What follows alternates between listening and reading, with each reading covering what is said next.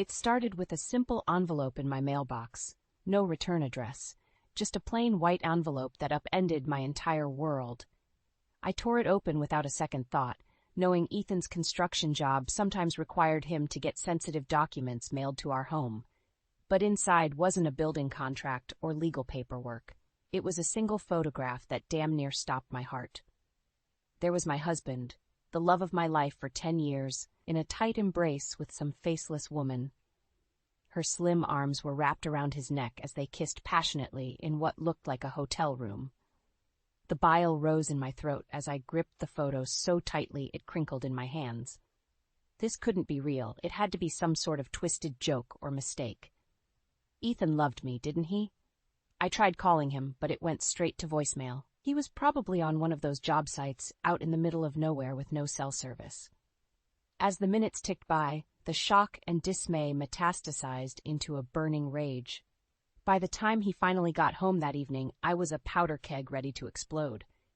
Ethan waltzed through the front door with his typical goofy smile. "Hey, Hon, sorry I'm so late. You'll never believe the day I had on site." I cut him off, slamming the photograph down on the kitchen counter. "I'll never believe the day you had. What about this, Ethan? Care to explain?" His smile withered like a flower in a drought as his eyes went wide with horror. "Cora, that's not... Not what? Not you? Because it sure as hell looks like you to me." He opened and closed his mouth like a gasping fish. I felt hot tears of rage and heartbreak streaking down my cheeks. "Who is she? How could you do this to us, to our marriage?" I was practically screaming now. Ethan ran a shaky hand through his cropped brown hair. "Babe, you've got to believe me. It's not what it seems. I would never." I wasn't having any of his desperate, empty reassurances. "Don't you dare babe me. I want the truth, all of it. No more lies." He simply nodded, the fight seeming to drain out of him. Okay, you're right, I'll explain everything, but you have to trust me, Cora. I love you, and I swear this isn't... It's complicated, okay?" So that's where the long, miserable night began. A night of Ethan spilling his guts about things I never could have imagined. Illegal funds, affairs, betrayals. A night that marked the unraveling of the life I thought I knew. My world shattered by the simple contents of a plain white envelope, and it was only the beginning of this nightmare. The truth started to pour out of Ethan like a dam bursting open that night. With trembling hands, he admitted that the woman in the photo was Rachel Wilkins, a designer he'd hired to work on some commercial projects. Ethan swore it had started as an innocent flirtation, but quickly escalated into a full-blown affair over the past 6 months.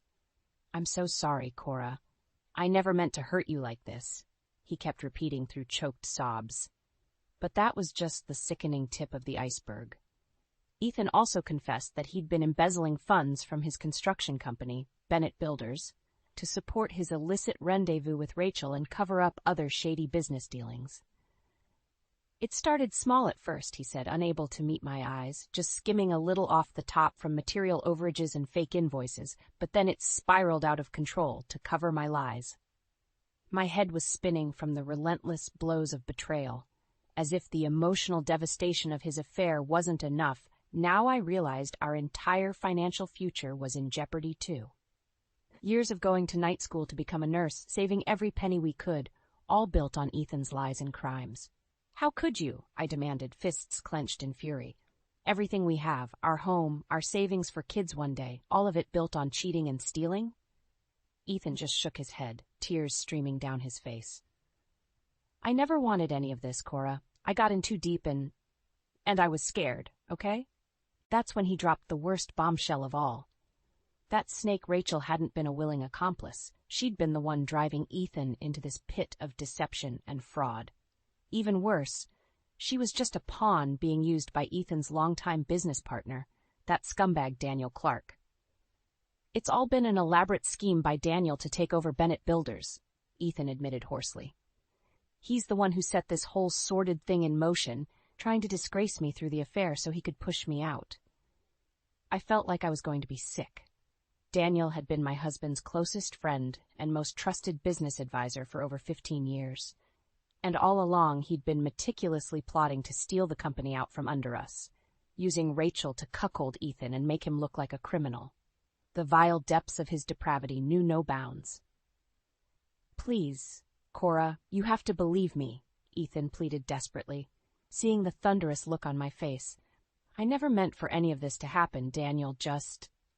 Shut up, I roared, feeling like I might actually strike him. Just shut your damn mouth. My husband's sniveling attempts to explain himself were just pouring salt in the wound. There would be no easy forgiveness for this, not when the man who was supposed to be my life partner had been so utterly deceitful and weak. Daniel Clark had managed to turn Ethan into his slobbering puppet. But if that bastard thought this would be the end, that Ethan's disgrace would let him slither away with the company like a thief in the night, he had another thing coming. I may have been reeling now, but the sting of betrayal was quickly hardening into an icy resolve. Daniel wanted to play this game? Well, I was about to give him and Rachel a hell of a lot more than they bargained for. This was just the beginning. The rage simmered inside me for days after Ethan's gut-wrenching confession. As much as I wanted to lash out, to scream and hurl things at that sniveling weasel of a husband, I knew I had to keep my cool. For once in our marriage, I was the one who needed to be strong and clear-headed. I'd always prided myself on being a skilled nurse, compassionate yet unflinching in the face of pressure. Now those same qualities were getting channeled into withering determination and sheer vindictiveness. Daniel Clark wanted to rip apart my family and take Ethan for everything he had? Well, turnabout was fair play. While Ethan moped around the house in a haze of self-pity, I got to work. First thing was poring over all the financial records I could get my hands on from Bennett Builders. Bank statements, ledgers, tax forms, I devoured them all like case files, looking for any irregularities or ammunition I could use. This has to stop, Cora, Ethan pleaded weakly one morning as I piled documents across the kitchen table. Just leave it be before you get yourself in trouble, too. I fixed him with an icy stare. The only trouble I'll be causing is for Daniel and his little tramp Rachel. You've already lied and stolen enough for 10 lifetimes. It's time I return the favor. His eyes went wide with shock and maybe a hint of fear at the hardness in my voice. Good, let the sniveling coward be afraid for once. With the paper trail providing proof of Ethan's shady money trails, I contacted an old friend from nursing school, Stacy Wilcox. She'd become a hotshot corporate lawyer, an utter shark in the courtroom.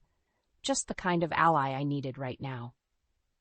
Let me get this straight, she said after I laid everything out over coffee one day. Your slimeball husband got bamboozled into an affair to embarrass and discredit him. All so this Daniel character could take over the family business? I nodded gravely. That's the long and short of it. Ethan made things easier for Daniel by cooking the books, too. But I need to make sure Clark gets what's coming to him, one way or another. Stacy's dark eyes glinted with undisguised glee. Well, you've come to the right place, my friend. This is Gardens and Wilcox's sweet spot, taking down arrogant dirtbags like your buddy Daniel. We spent the next few days plotting, putting together an airtight case that would decimate Daniel professionally, legally, and financially. Stacy had some excellent ideas about using whistleblower protections to leak evidence to the authorities. We'd hit him with fraud, tax evasion, racketeering, you name it. I also started quietly reconnecting with some of Ethan's most loyal employees at Bennett Builders. Trustworthy folks like Gary Wilkins and Miriam Alvarado, who had been there since the company's early days. With a little cajoling, I convinced them to come on board as insiders, feeding us information. We could never prove it, Gary told me in hushed tones, but we always suspected Daniel was up to shady stuff behind the scenes. Miriam simply nodded. If there's a way to take him down, count me in, Mrs. Bennett. Between Stacy's legal wrangling and my covert informants at the company, an audacious plan started taking shape. One that would publicly humiliate Daniel, rip away his ill-gotten wealth, and quite possibly land him in prison. Maybe it was petty vengeance, but he'd launched the first strike at my family. If Daniel thought he could cower me, think again. He was about to learn an important lesson on just how cutthroat a woman scorned could be. With the broad strokes of a plan in place, I knew it was time to start putting the pieces in motion to take Daniel Clark down. First step was shoring up my covert alliances at Bennett Builders while keeping my scheming completely invisible to that snake. Thank you both for agreeing to meet me, I told Gary Wilkins and Miriam Alvarado one evening at a quiet diner across town. We were the very picture of discretion, myself and the two longest-tenured employees at my husband's company, tucked away in a dingy corner booth. Gary, a balding number cruncher who had been with Bennett Builders since its earliest days, simply nodded. Of course, Mrs. Bennett. We want to help in any way we can to get that creep Daniel. Miriam, the firm's no-nonsense site manager, scowled in agreement. He's gotten too big for his britches, thinking he can walk all over good people. It's about time someone put Daniel in his place. I smiled thinly. Well, that's exactly what I have in mind, but it's going to take some clever maneuvering on all our parts. Over the next hour, I outlined the insane, high-stakes gambit I was contemplating with the help of my lawyer friend Stacy, how we would systematically gather evidence of Daniel's corrupt practices, money laundering, tax fraud, extortion, all while maintaining a veneer of total ignorance about his shady dealings. This is one hell of a long con, Miriam observed with an impressed raise of her eyebrows. You've got bigger stones than most, Mrs. Bennett. Just call me Cora, I replied coolly. And believe me, if that bastard thinks he can try to rip my family apart without consequences, he's going to deeply regret underestimating what I'm capable of. The two exchanged a loaded glance before Gary spoke up. You know we're risking our jobs, maybe even criminal charges if we get caught playing double agent like this, right? I cut him off with a steely glare. Which is why discretion and commitment are absolutely critical here. I wouldn't have brought you both into this if I didn't know you were trustworthy. An uneasy silence fell over the booth before Miriam reached across and gave my hand a supportive squeeze. You can count on us, Cora. That weasel Daniel has had this coming for a long time. With my corporate spy network secured, things started moving swiftly. I played the part of the oblivious, jilted wife to a T, all while using Stacy's legal prowess to start gathering the receipts and documents that would bury Daniel in a tidal wave of trouble. At the same time, Miriam and Gary were my eyes and ears, getting me insider access to Daniel's communications and subtle ways to divert files and funds from under his nose. More than once, one of them had to stall for time or creatively cover for my snooping before Daniel got suspicious. Jesus, Cora, are you sure you want to keep going this far? Miriam asked one evening over drinks after a close call. Things are starting to get crazy. I simply drained my glass and gave a grim nod. There's no going back now, not after everything Daniel's done. Despite all the careful groundwork over the past few months, I could feel my nerves building as the grand sting operation against Daniel Clark drew near. One little slip-up from anyone in our ragtag team of conspirators, and everything could unravel in a disastrous instant. Stacy assured me constantly that she had put together an airtight legal case that would demolish Daniel in court. Whistleblower protections, subpoenas, you name it. She'd covered every base to make our evidence unimpeachable. But that didn't make seeing this insane plan through to the end any less terrifying. You don't have to go through with the public part if you don't want to, she told me one afternoon, clearly able to sense my growing anxiety. I can handle the legal actions without you being there. I shook my head adamantly. No way.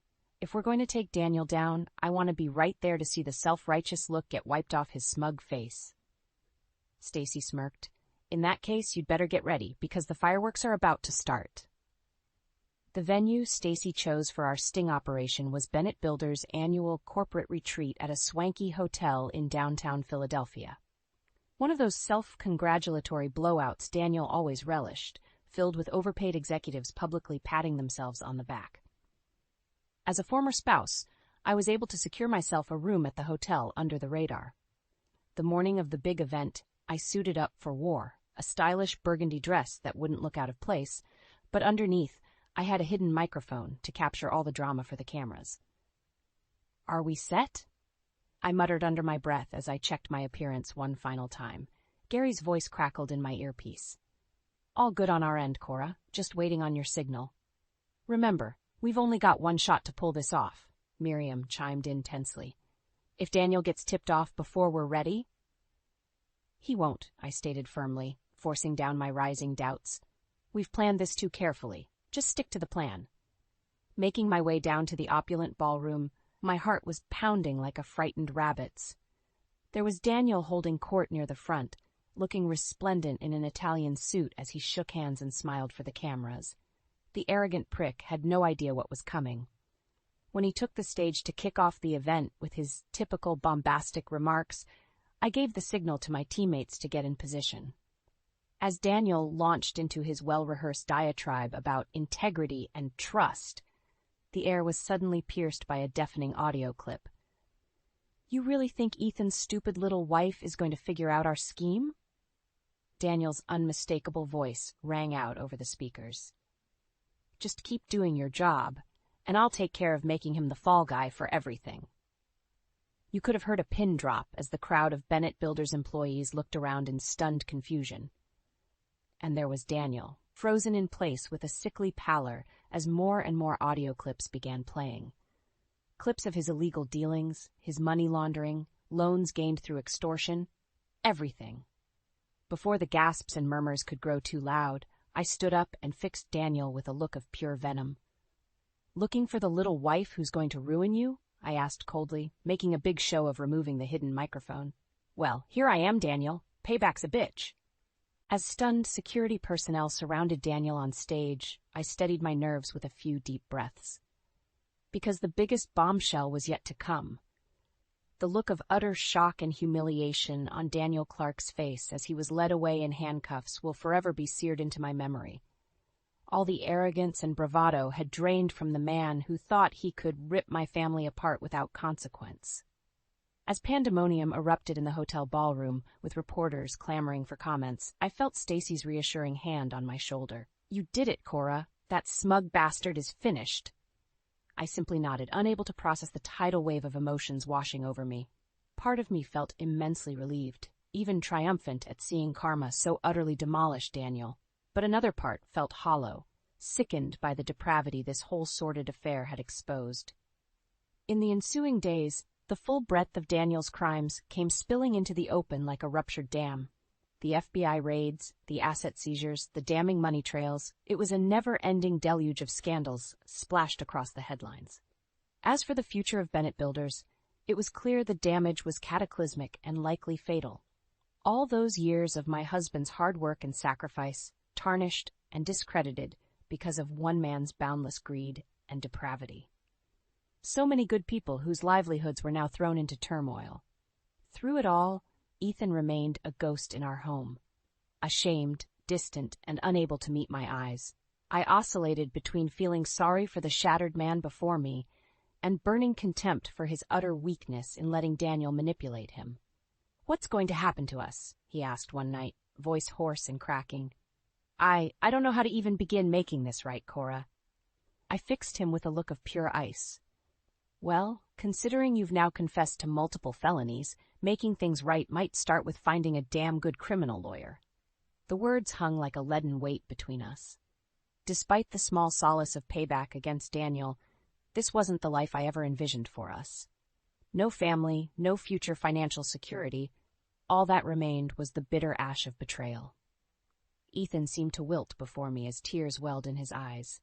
"I never meant for any of this, Cora. You have to know that. Everything I did was out of fear, and—" I held up a hand to silence him, feeling my own rage and grief bubbling up to the surface.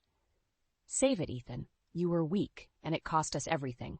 All the sacrifices, all the plans we had, it's all gone now because you chose to lie and cover up for that snake Daniel instead of coming clean."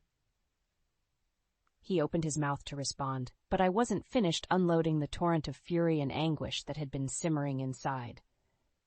And the worst part? I had to be the strong one. I had to be the person who took that monster down, who fought for justice and the truth, because you were too spineless to stand up for your own family. Ethan simply dissolved into anguished sobs, covering his face with his hands as I stood over him, chest heaving with the force of such raw emotion.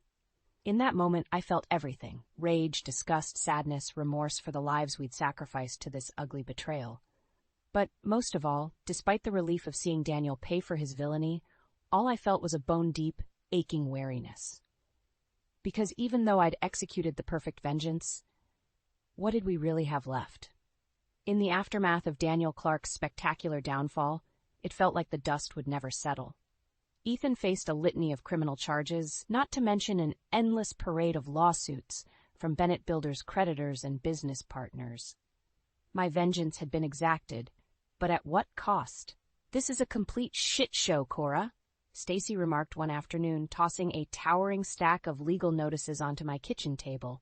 "The feds are aiming to throw the book at Ethan, and that's not even the half of it with the civil cases piling up." I sighed, feeling the weight of the world on my shoulders. So what are our options here? Ethan can't afford to fight all these battles alone. Well, he's got two choices from my perspective, Stacy laid out bluntly.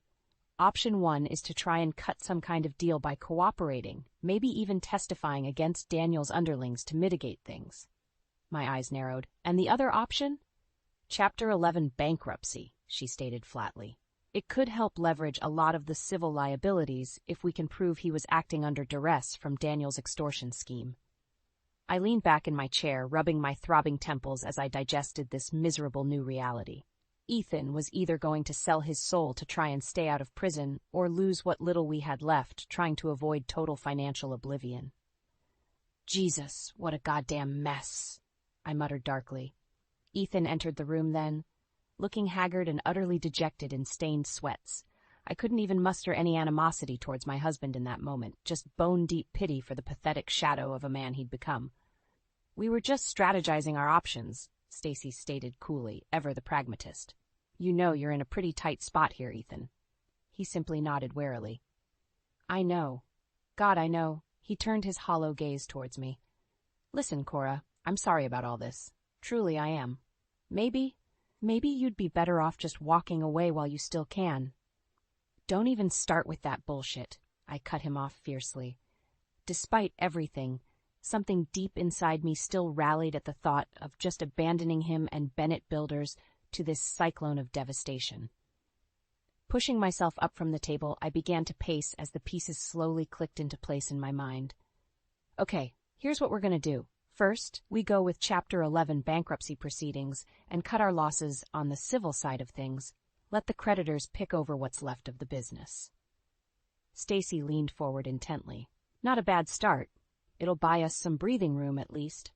But Ethan still has all those criminal charges hanging over his head." I nodded grimly. "I know. That's where he lays it all on the table for the prosecution. Everything about how Daniel manipulated and threatened him, the financial fraud, the works. He has to sell them the full hell of being Daniel's victim to try and cut some kind of deal on reduced sentencing." The two of them shared an uncertain look, but I pressed onwards with my hastily arranged stratagem.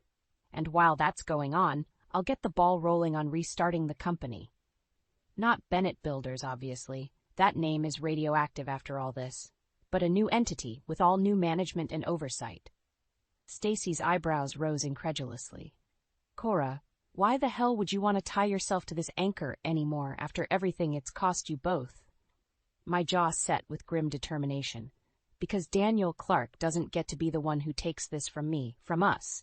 He already did his damnedest to rip away our legacy, our security. I'm not about to hand him that final screw you by walking away in defeat." Ethan stared at me as if seeing me for the first time, though something almost resembling hope flickering across his haunted features. "So that's the play," I stated firmly, looking between them both. "We cut our losses, deal with the fallout by any means necessary, and build something new from the ashes.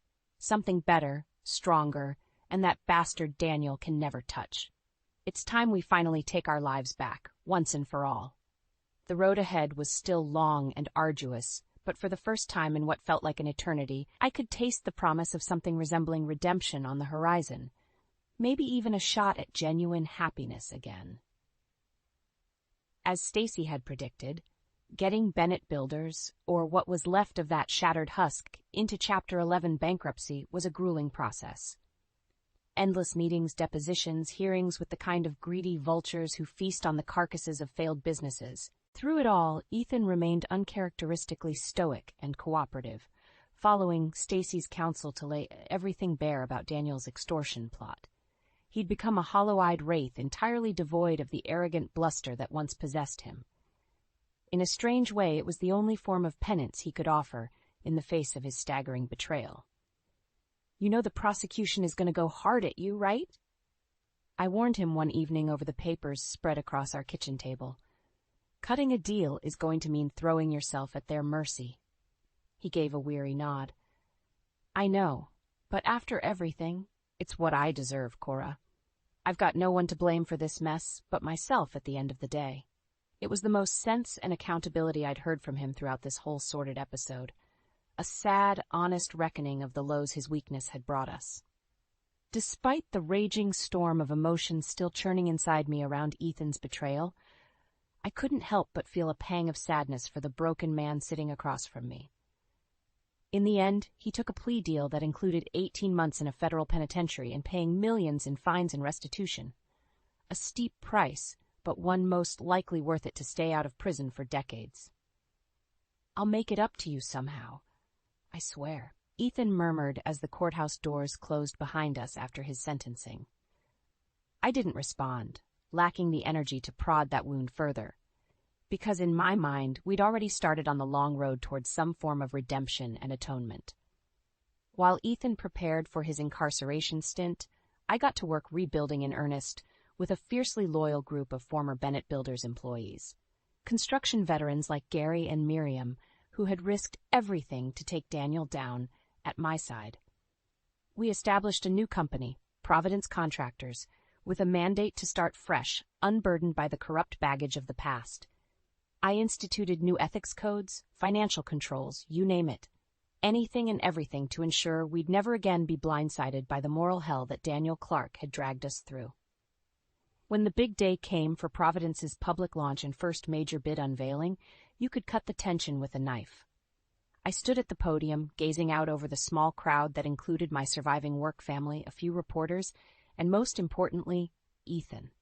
His eyes were shining with an emotion I hadn't seen in far too long.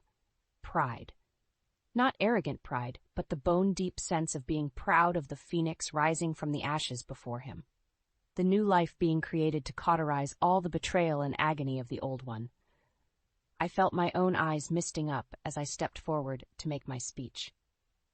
Ladies and gentlemen, thank you all for being here today to mark this new beginning. There were times when I never thought we'd make it to this point after everything we endured. My gaze locked with Ethan's for a brief moment, and I knew in that instant the true meaning of karma. Not petty vengeance or inflicting suffering for its own sake, but molding pain into something stronger, better, redeemed. Providence Contractors wouldn't just carry on the legacy of ethical construction that Ethan had first sown decades ago. It would stand as a monument to persevering through the darkest of times, an enduring testament that no wrong perpetrated against one's family can ever go unanswered. Daniel Clark had forged his own downfall in his arrogance and greed. Now it was our turn to build something transcendent from that reckoning.